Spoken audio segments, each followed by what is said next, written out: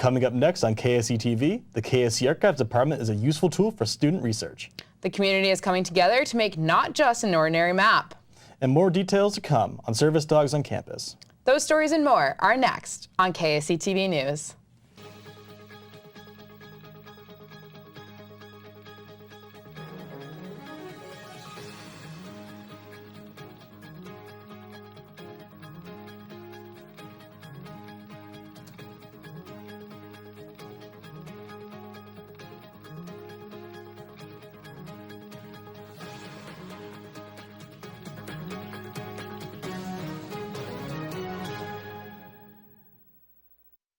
Good evening and welcome to the April 5th edition of KSE TV News. I'm Paul Lucas. And I'm Emma Hamilton. Thanks for tuning in this evening. Keene State's Mason Library will undergo expansion in the coming months. The Sentinel reports the project is a gift from Keene resident Rick and Jan Cohen, who co-founded the Cohen Center for Holocaust and Genocide Studies. The expansion will offer about 7,200 square feet of new space that will benefit the program. The addition will provide new classrooms and office space. It will also expand the library's archives. The library archive is a treasure trove of rare artifacts and documents. KSE TV's Sarah Schufelt takes inside the archives and special collections department to see how it impacts the way students learn. Rainy D, a political activist from the Cheshire County, famous for her march across the country at 88 years old.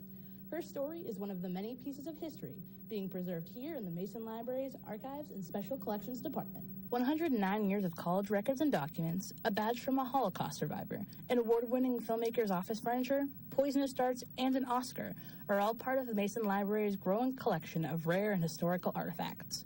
Unlike many museums and archives, students can get up close and personal with the collection. Assistant Archivist Zachary Giroux says the interactive element behind their archive is what makes the space so unique. Students would be able to handle it and feel the tangible history as opposed to putting it behind a glass shelf. I mean, because if you didn't want to handle stuff, go to a museum. You know, that's where we actually draw the line, is you can interact with the stuff and use it for research. Among the overflowing shelves of rare books and films is the crown jewel of the archive department, the Orang Asli collection.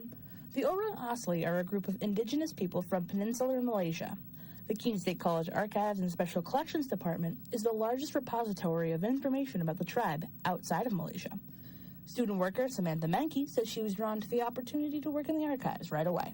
I was so interested. I didn't know this place existed like a lot of other students, and it seemed like an opportunity I would have never come across in my life. Archivists and student workers preserve, catalog, and organize a very special kind of historical material here at the archives. The type of history that we guard is everyday history. We see the value in things of people's just handwritten letters, or, you know, whatever a student from, you know, the 1920s may have collected while they were at school here, right? You know, we have these collections that show what life was like outside of the history books.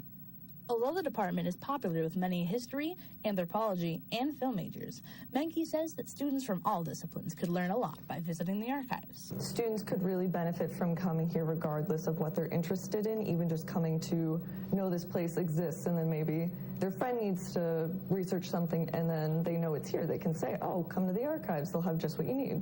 The archive department is located in the west wing of the Mason Library on the first floor. Students are encouraged to drop by during their scheduled hours. Sarah Schufelt, KSE TV.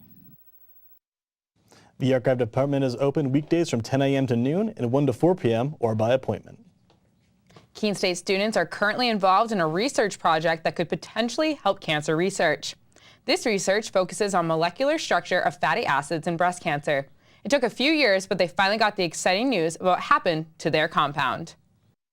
Exactly what we would find at that time, but we were excited to participate in that process. And then a few years ago, they discovered that one of the compounds we made inhibited this enzyme that people have been researching as a possible way to impact cancer. Students are now still creating various compounds to expand the research and see if the compounds can be stable while putting them into living systems. A new restaurant with a secret is opening its doors.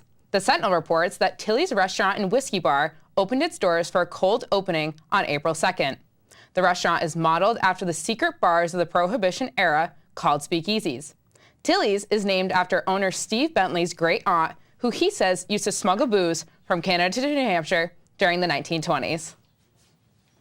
The foreclosure auction of 2 shopping plazas in Keene have been postponed once again for another 2 weeks. The Keene Sentinel reports the properties are Key Road Plaza, home to Stables and TJ Maxx, and Riverside Plaza on Winchester Street. Both plazas are owned by New York-based DLC Management Corporation. The auction has been rescheduled for April 20th. Members of the Keene community have been working together on a special mapmaking project. Several different teams have taken on different aspects of the community to focus on while creating something different from your average map. Some of these topics include mapping public restrooms, art in the community, and solar energy in the area. Counter-cartographer and artist Brad Hoax is leading this unique mapping experience. It has to do with what makes Keene special as a community. What characteristics does it have at this point in time? So it's a map of, in one sense, of love for a community. The art maps will be on display at the Redfern Art Center starting April 25th through May 20th. They will also be on display at the Colonial Corner from May 22nd through June 10th. Stay tuned to hear about service dogs on campus. And we'll tell you about one of the newest clubs on campus. You're watching KSC TV.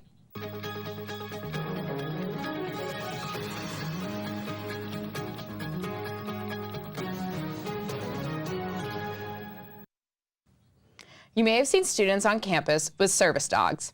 You may have also wondered how those dogs help their owners and how they're trained.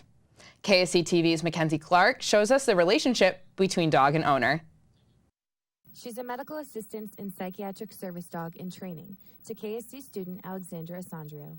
Alex currently juggles school, work, and training Joy to be an official service dog, but not without a few issues. Somebody reported me for having a fake service dog on campus. It was hard to get her to be seen as an official service dog in training and not just an emotional support animal that I wanted to bring everywhere with me. After the issue was resolved, Joy was allowed to travel around campus with Alex, who suffers from anxiety, celiac disease, migraines, and sensory processing disorder. Originally, Joy started off as Alex's emotional support animal. I have a number of disabilities, and animals have always been a comfort to me. So I adopted her, and then I realized that I needed more than an emotional support animal. I needed something that would be able to help me on a daily basis. Currently, Joy performs many daily tasks to assist her owner. One specific task is helping Alex calm down from panic attacks. When I get attacks, I have trouble breathing. I don't know where I am. And it's just a really scary thing to go through alone. But she helps me by alerting to my anxiety. When I start to breathe heavy, she jumps on my chest and lowers me to the ground. And then she performs deep pressure therapy and tactile touch stimulation to bring me out of it. One thing Alex says is important to her is how people perceive pit bulls. Joy is a Beagle Pit Bull mix. Alex says she receives a few comments on the breed of her service dog, but that doesn't stop her from training Joy. Any type of dog can be a service dog as long as they go through the training and they meet the criteria. Pit bulls actually make great psychiatric service dogs. They're really in tune to their owner's emotions without being overly protective. Alex says she keeps these cards with her from the Americans with Disabilities Act to hand out to those who have questions or concerns about service dogs. Mackenzie Clark, KSC TV. Alex says she hopes to train Joy for another year until she is an official service dog. From riding with airboaters on Florida's Everglades to searching for survivors from Guatemala's Civil War to learning about the opioid crisis. This is what attendees of the Monadnock International Film Festival, known as MONIF, will get to see this month. The Sentinel reports MONIF recently announced its lineup at a public launch. More than 40 dramas, comedies, animated films, and documentaries will be shown during the festival. MONIF will be held from April 19th to the 22nd. Government statistics show 1 in 20 Americans is deaf or hard of hearing. People who are functionally deaf often communicate using sign language. Recently, a sign language club formed here at Keene State. KSC TV's Abigail Vasas shows us the OWL Sign Language Club. Is what a meeting looks like for the OWL Sign Language Club. Angelique Inchirka, a first-year KSC student, helped get the club started. I have moments in my life where sign language counted, where it really ended up working. And so I keep trying to tell the people here in the club that it's important to learn sign language because you never know when you're going to be face-to-face with someone who can't speak. Today, the club is reviewing the alphabet, counting to 30, and learning key phrases. Even these small steps can make giant leaps in communicating with the deaf and hard of hearing. Even if you only know how to say, "Hi, my name is," they'll appreciate that. And then when they go off and they start signing a mile a minute, you can say, "No, sorry," and they'll be like, "Okay," and they'll take out their phone and write it out like a text and show you what they're saying. I personally am a person who's hard of hearing. I don't know any sign language at all. I'm not an expert, but I just thought, it was a cool thing to kind of do. Charles sees this learning experience as a way to learn new, useful communication skills and experience a type of diversity. Everybody knows there's plenty of people around us who are deaf or hard of hearing. Just like, there's plenty of people who have different backgrounds, different ethnic backgrounds, and so on. So I think it's all about accepting one another. The people here are learning a new skill, a new way to communicate, and in the process, they're becoming more confident in their ability to interact with another community. I think it's more that we, the hearing community, thinks is intimidated by them or that kind of thing. And so I want to help people realize that that's okay, and that really they would love to help us learn and are enthusiastic about our effort.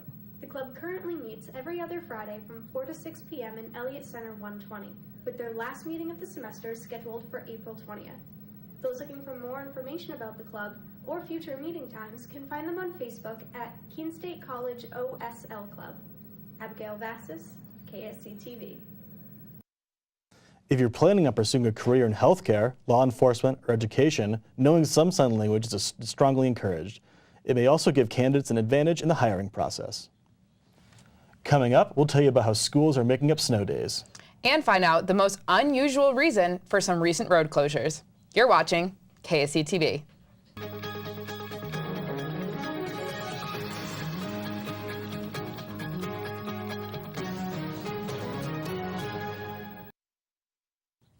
The Keene Public Works Department is closing roads, and it has nothing to do with construction. It's all about protecting wildlife, salamanders to be specific. The Sentinel reports the Harris Center for Conservation and Keene Public Works officials teamed up to temporarily close off a section of North Lincoln Street. That is so salamanders and other amphibians can cross the road to their breeding areas.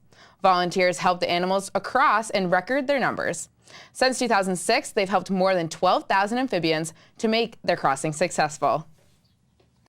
Snow might be gone, but the school system are still feeling the effects. The Keene Sentinel reports the Keene School District is having an extend the school year to make up for 6 snow days. Superintendent Robert Millay says the Keene District had more snow days this year than the past 2 years. The last day of school in Keene has been moved to June 18th. Here's a look ahead to what we'll have for you next week's show. We've had a rash of vandalism around campus recently. We'll show you what campus safety is doing to find out who's responsible. And we'll take you to a special event designed to raise awareness about poverty in our community. Those stories and more are coming up next week.